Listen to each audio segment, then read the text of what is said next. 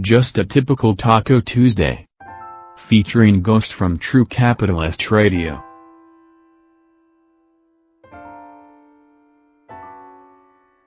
As he gently ran his hands around the grotesque beer belly of his grandmother to nurse her stomachache from the copious amounts of butter she consumed, Ghost's greasy hands suddenly found themselves traveling across her buttocks, her diaper crinkling in response to his sausage-like fingers exploring this new domain. Her adult undergarments felt soft, moist, and flabby, just like Ghost's arms and the sad excuse for what he calls muscle tone. Despite the fact that the extra-large pamper was caked onto her oil-enriched skin, his grandmother was able to feel the sensual touch through her crippling arthritis.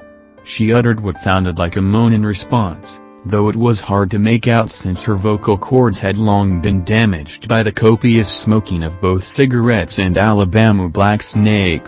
His grandfather was not able to please his dear grandmother. What man could when their lengthy loin lover looked like an underdeveloped belly button?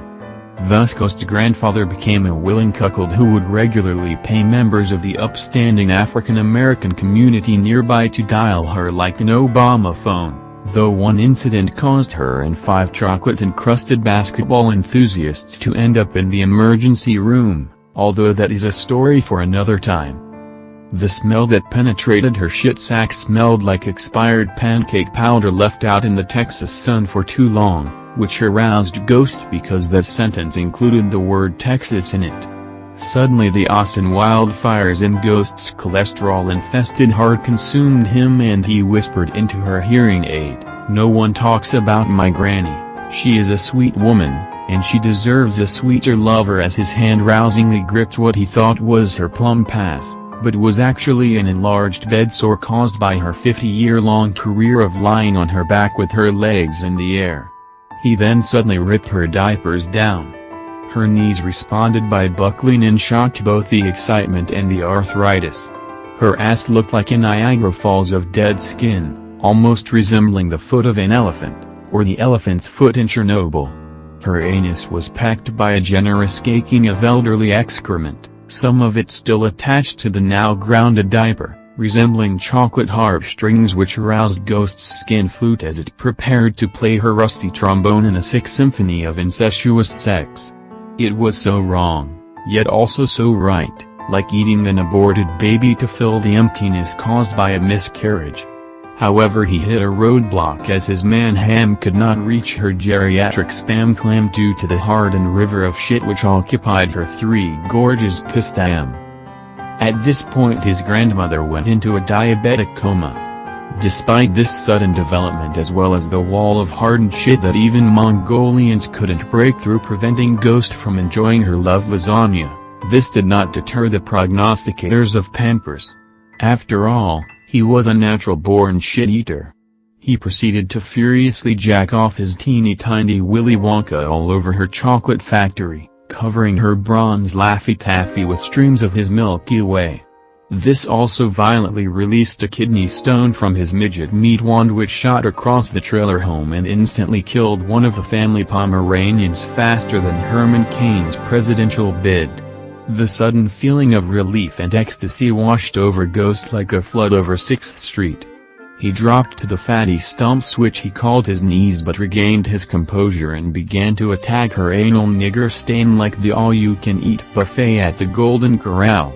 Because her fillet of fudge was softened by his soapy silver man splooge, he was done consuming her shit in seconds and began to trace his tongue along her chocolate starfish like a lone Texan wanderer treading through vast expanses of scorched earth. His body was ready.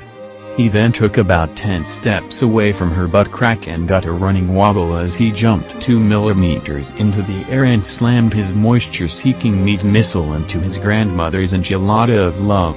A violent eruption of dust and chlamydia fired out of her Centurion Cooch condo in response to the inflatable invader as her body involuntarily shook harder than Haiti in 2010.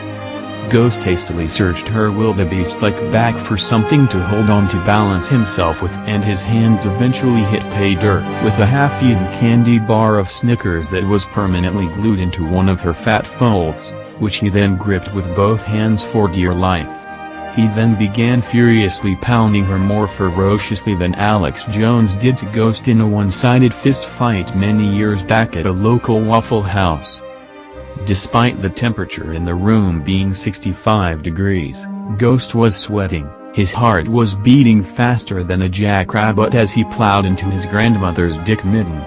The rundown trailer was engulfed in the wet sound of skin smacking skin caused by his granny's loose pussy lips slapping back and forth into her cellulite-sprinkled belly. Suddenly his grandmother's eyes rolled to the back of her head and she began foaming at the mouth. She then started to gurgle loud moans to the tune of the Oklahoma Sooners theme song.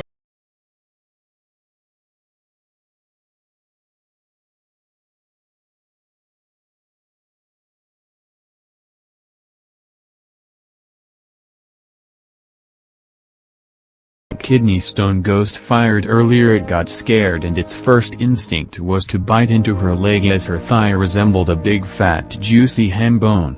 At this point Ghost was wheezing, his face redder than his ass cheeks were in his childhood when his alcoholic father took him out to the woodshed and beat him with a $2 belt from Walmart. Ghost then yelled, "I'm shooting pearls here," at the top of his voice before cutting himself off mid-sentence by violently puking from a bad egg roll he ate earlier from the local 7-Eleven. He finally came and fired more white-hot shots into his granny than the Mexicans did to the Texas Patriots in the Battle of the Alamo. Suddenly the sound of a wet paper bag being torn in half echoed through the room, which was actually the sound of his grandmother's Republic of Labia having a violent revolution with gravity as the greasy man goo Ghost pumped into her vagina caused her aged skin to give out, tearing her cunt in half all the way to the lower intestine, releasing a torrent of blood, shit, aged smegma, and the remains of last night's Hot Pockets onto the floor.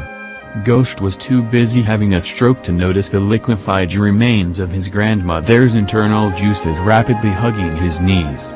He instead collapsed onto her dying corpse, her rotting carcass sinking his body into her like a Tempur-Pedic mattress. He napped for a few minutes, enjoying the best sleep of his life until an alarm clock disturbed his infantile slumber. He groggily dug his way out of his personal Texan Taunton, knowing simply that it was time. He used the lubrication from the still fresh gushing granny juice to slide across the wooden floor using a broom to push himself towards a mini fridge stocked with Pabst Blue Ribbon beer, which also doubled as his computer desk. He once again called upon his broom to knock the keyboard down from the fridge, which landed onto his Grand Canyon of fat. The SX386 computer, graciously donated to him through government vouchers by the Obama administration for fighting in the meme wars, hummed as the Fat Jimmy Dean breakfast sausages that he called fingers furiously pounded the keyboard until he accessed what he needed. He then limply threw his keyboard like a girl in order to knock his microphone down to him, which miraculously succeeded but also caused the keyboard to barrel into a disturbingly large tower of beer cans, causing them to crash onto Ghost like the waves from the water from the Austin municipal sewer system did during the Texas floods. He shat himself as he attempted what resembled Michael J. Fox doing the truffle shuffle in order to rid himself of the pool of aluminum beverage containers covering him. Suddenly a retarded gimp yelled from underneath a padlocked sink cabinet in unintelligible gibberish. Ghost knew this was his cue. He composed himself, and began to speak into the microphone. "Hello folks and welcome back to another edition of True Capitalist Radio. I am your host, the man that they call Ghost." The end.